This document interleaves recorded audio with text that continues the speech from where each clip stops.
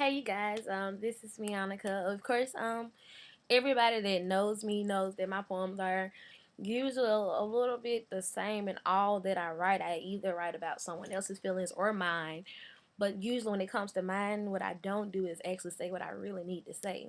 So I've been looking at my Def Jam poetry on my online, and they're great. And of course, I want to try something new, so I put it on Facebook, and here's my rendition of it, so to speak. It's called "The Birds and the Bees." See, when I first started out, I met this boy. Yes, boy, I said, see, I was his little toy. And because he would play with me and throw me back on his shelf so I could not be anyone else's. And of course, I called for help. But seeing this life of mine, I always cried out and niggas ignored me every time. My mom was too busy trying to hide that life from me. But that's so lost yet she didn't see that I had already fell into their traps and listened to them same whack raps. Baby, that's just my ex playing on my phone. Yet I'm still wondering why she got her own ringtone. So I went out and left him for another, but then again, I fucked up messing with a brother. He ran around the corner dealing that shit, and of course, I was his Mrs. It. But for right now, that was. And of course, I fell for his cuz. Now, that was some fucked up mess, because that nigga left me in distress. And of course, I cried out for help again. But damn if I had all these so-called girls were my friend. They just sat on the phone and listened. Because see, they were behind my back kissing. My man, that is, if you didn't already catch my drift. And I always knew it was her because I would catch a whiff of that nasty smell that she and he carried to my wall. And yes, I did see her number in his pocket, so I did call.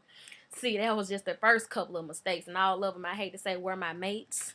I left them in this sea of innocence till I lost my goddamn sense, and I let them get the milk without buying the cow, and of course they were done with this old sow. They made sure they left their mark in my life because they never did make me their wife. Yeah, it was my fault. I let them give me strife.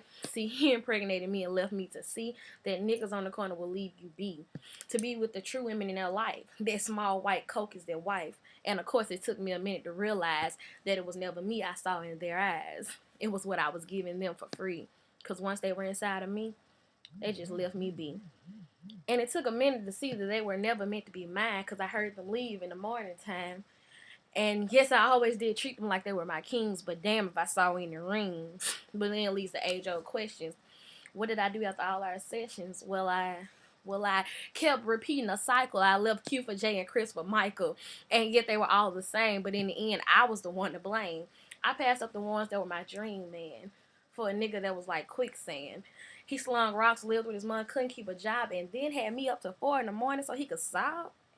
Yeah, waste of fucking time. Because he was never the man of my mind. See, that man was in my dream. A real man who made me cream. And I never did want to wake up to that nigga laying on my side. He didn't really want me just to ride. And of course, I did the same. Opened my legs for him. And then again, I bet it on a whim. And at the end of the day, I was left with some broken hearts. Yet that game was off the charts. I must admit, I fell for them all. And damn, I'm still waiting on Terrence's call. See, that nigga, he got it down. Took me everywhere but in town. I saw the back of his car, bed, and the trees. As you can see, I never talked about the birds and the bees. Thanks, guys.